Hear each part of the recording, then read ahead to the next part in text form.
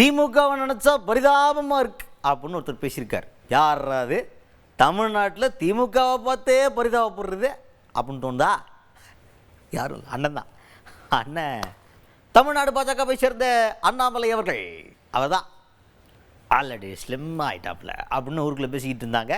பார்த்தீங்கன்னாவே டிஃப்ரென்ஸ் தான் தெரியும். சரி, அது ஒரு பர்சனல், அதுக்குள்ளே நம்ம போக தேவையில்லை. இப்போ அவர் என்ன பேசியிருக்காரு அப்படின்னு பார்த்தீங்கன்னா, திமுக மாநாட்டில் கரூரில் நடந்தாங்கல்ல முப்பெரும் விழா, அதில் பாஜகவுக்கு அறிவுரையெல்லாம் சொல்லியிருந்தாங்க. உங்களோட வித்தையெல்லாம் தமிழ்நாட்டில் வேலைக்கு ஆகாது, என்றைக்குமே பாஜகவால் தமிழ்நாட்டில் தடம் பதிக்க முடியாது அப்படின்ற மாதிரி நிறைய கருத்துக்கள் பேசியிருப்பாங்கள்ல. அதை கேள்வியாக கேட்டோன்னா அண்ணாமலை அவர்கள் என்ன சொல்கிறாருன்னா, திமுகவை நினச்சாலே பாவமாகுது. முதல்வர் மு க ஸ்டாலின் அவர்கள் கண்ணாடியை பார்க்கணும். ஏன்னா முப்பெரும் விழான்னு எவ்வளோ பெரிய ஒரு மகத்துவமான விழாவை நடத்திக்கிட்டு இருந்த திமுக கட்சி இன்றைக்கி அதே முப்பெரும் விழாவை சாராயம் வித்த காசில் நடத்தக்கூடிய அவல நிலைக்கு வந்திருக்காங்கன்னு நினைக்கும் போது பாவமாக இருக்குல்ல. அது நீங்கள் கண்ணாடியை பார்க்கையில் முதல்வருக்கு தெரியும். முதல்வரே நீங்கள் கண்ணாடியை பாருங்கள் அப்படின்ற மாதிரி பேசியிருக்கார் அண்ணாமலை அவர்கள். நேற்று கரூர் மாவட்டத்தில் திராவிட முன்னேற்ற கழகத்தினுடைய முப்பெரும் விழா, அந்த விழாவை கரூர் மாவட்டத்தில் நேற்று நடத்தியிருக்கின்றார்கள்.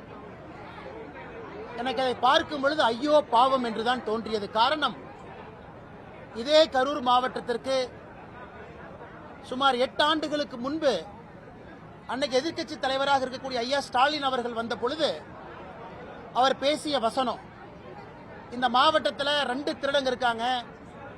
ஒரு பெரிய திருடன், அவர் பேர் செந்தில் பாலாஜி, சின்ன திருடன் செந்தில் பாலாஜினுடைய தம்பி அப்படின்னு பேசிட்டு போனார். எனக்கு 8 ஆண்டுகள் கழித்து அதே கரூர் மாவட்டத்தில் அவர் மேடையில் பேசும் பொழுது, உலகமகா உத்தமர் செந்தில் பாலாஜி, இந்த உலகத்திலேயே மிகச்சிறந்த ஒரு மனிதர் செந்தில் பாலாஜியினுடைய தம்பி சர்டிபிகேட் கொடுத்தார்.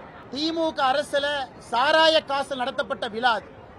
சாராய மந்திரியாக 3 ஆண்டுகள் பணி செய்து அவர் சம்பாதித்த பணத்தில் தான் இன்னைக்கு கரூரில் இத்தனை ஆண்டு காலமாக இருக்கக்கூடிய திராவிட முன்னேற்ற கழகத்தினுடைய விழாவே நடக்குதுன்னா, இதைவிட ஐயோ பாவம் என்று சொல்வதற்கு வேற என்ன சான்று வேண்டும்?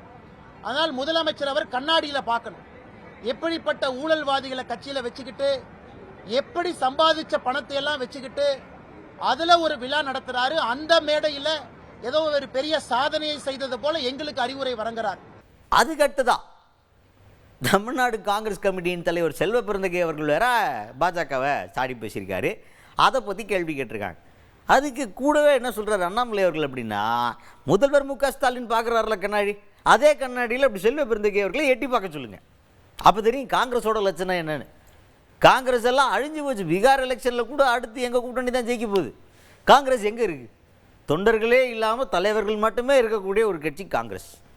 அழிவின் விளிம்பில் இருக்குது. இப்போ வரைக்கும் திமுகவோட ஒட்டிக்கிட்டு அப்படியே உறவாடிக்கிட்டு இருக்குது. அது இல்லைன்னா முடிஞ்சு சுத்த சோழி உங்களுது. நீங்கள் எல்லாம் எங்களை பற்றி பேசுகிறீங்க, இதுக்கு மேலே என்னத்தை சொல்கிறது அப்படின்ற மாதிரி விமர்சனத்தை முன் வச்சிருக்கிறாரு அண்ணாமலை அவர்கள். செல்வ பெருந்தகை அவர்கள் காங்கிரஸ் கட்சி எத்தனை இடத்துல ஆட்சியில் இருக்குன்னு கேட்கணும். அடுத்து வரக்கூடிய பீகார் தேர்தலிலும் நம்ம கூட்டணி தான் ஆட்சிக்கு வரப்போகுது. ஆனால் திமுகவுக்கு எடுபடியாக ஒரு கட்சி தமிழ்நாட்டில் காங்கிரஸ் இருக்கு.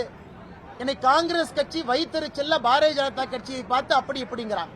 ஆனால் செல்வ பெருந்தகை அவர்களுக்கும் இதே அறிவுரை தான். ஐயா ஸ்டாலின் அவர்கள் கண்ணாடி பார்க்கும்போது நீங்களும் பக்கத்துல இருந்து எட்டி பாருங்க, அதுல உங்க முகம் தெரியும். உங்க கட்சி இன்னைக்கு அதல பாதாளத்துல தமிழ்நாட்டில் எங்க இருக்குன்னு உங்களுக்கே தெரியும்.